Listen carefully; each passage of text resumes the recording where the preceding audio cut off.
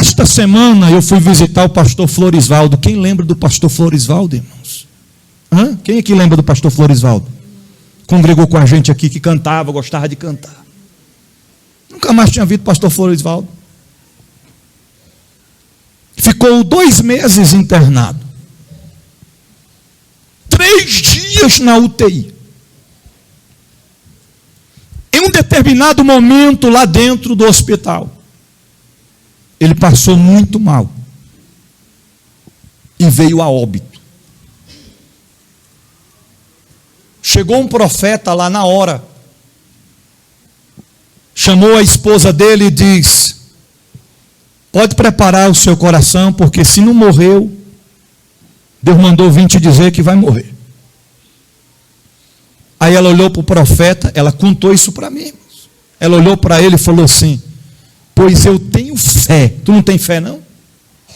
Eu tenho fé em Deus, que Deus vai tirar ele dessa.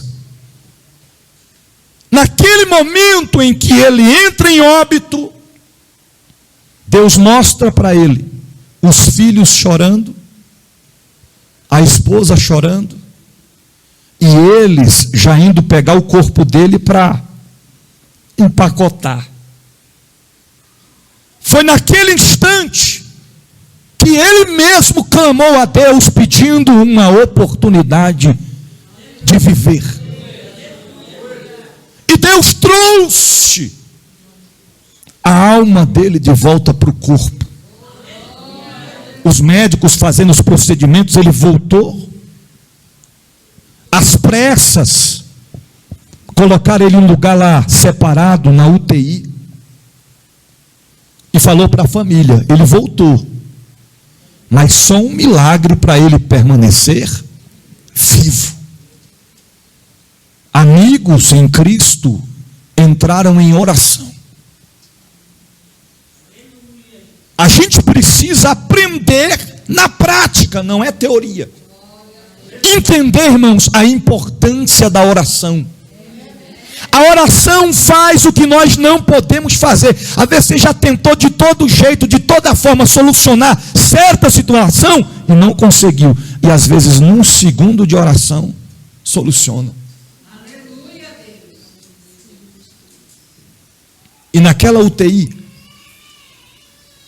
ele desperta, abrindo os olhos, ele olhou assim, onde tinha uma mesa e umas cadeiras, e ele viu um grupo de técnicas de enfermagem sentadas, com o aparelho celular na mão, rindo, e vendo vídeos indecentes, não precisa nem eu falar, xingavam palavrões terríveis, e elas se levantaram em um determinado momento. Algumas pessoas de idade em outros quartos começaram a passar mal, e ele via transparentemente. Elas entravam no quarto, via aquela pessoa de idade já passando mal, missionária Terezinha passando mal, elas pegavam uma espécie de toalha, colocavam na boca do paciente, sufocava ele até ele morrer. Ele viu elas matar uns 3 pacientes. Só que quando elas voltam para onde elas estavam, e elas vão se deslocar para outro lugar, irmãos, na hora ele pensou: como é que pode ninguém ver o que essas enfermeiras fazem aqui? Elas estão matando as pessoas, como é que pode? Aí naquele momento, uma falou assim para a outra: os que tossir, a gente vai matar tudinho hoje. E ele estava tossindo. Quando ele escutou, aí ele falou: eu aprendi a tossir naquele dia forçadamente. Como? Ele disse: eu comecei a tossir assim. Porque se elas ouvissem, me matava.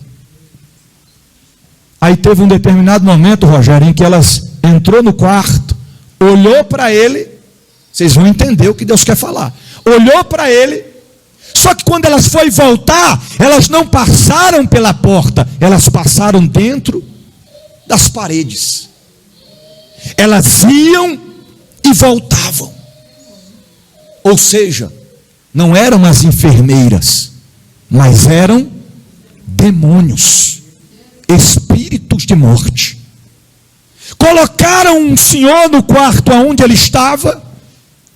Ele olhou para aquele senhor amedrontado, com os olhos arregalados.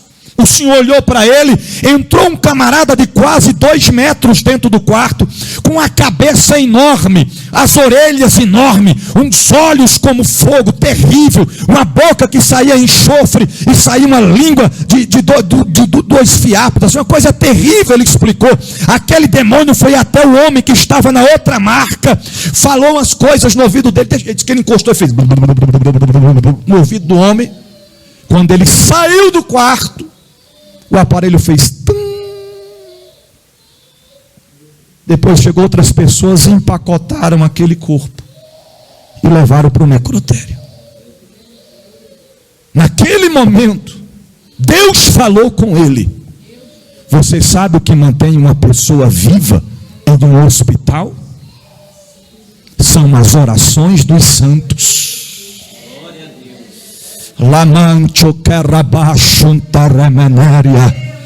Ele disse para mim: pastor, eu entendi, bispo, porque que muitas das vezes pessoas, mães, filhos, levam seus entes queridos lá no hospital e eles falam: vai para casa, qualquer coisa a gente avisa. Se a família não entrar em oração, em clamar a Deus, o diabo está lá dentro tentando ceifar, querendo se alimentar da morte daqueles principalmente que servem a Deus.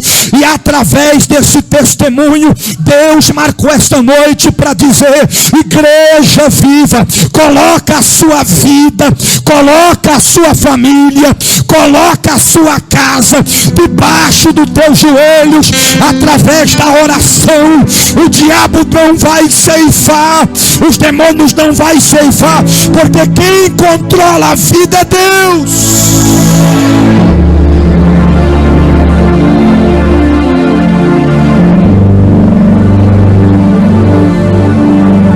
Pessoas aqui nessa noite que já esteve no leito do hospital, à beira da morte.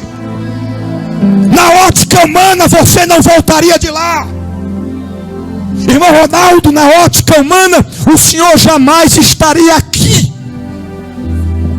E por que é que está? Por causa desta mulher de oração que está aí do seu lado. Porque o diabo já estava ansiando, se preparando para ceifar a sua vida, mas Deus enviou o seu anjo para cortar o laço, para desfazer os embaraços, para dar vida e vida em abundância.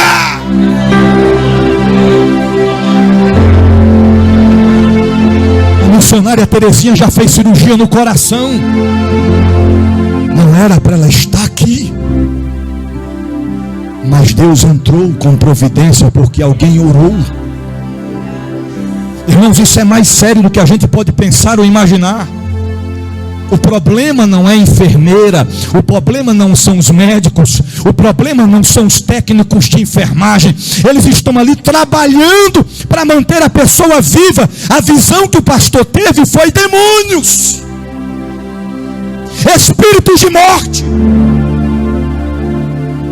Quando foi no 3º dia em que ele recebeu a alta, tiraram ele da UTI, ele falou: eu quero falar com a chefe da equipe. Ela chegou, a médica, e ele falou para ela: posso fazer uma pergunta para a senhora? Ela disse: pode.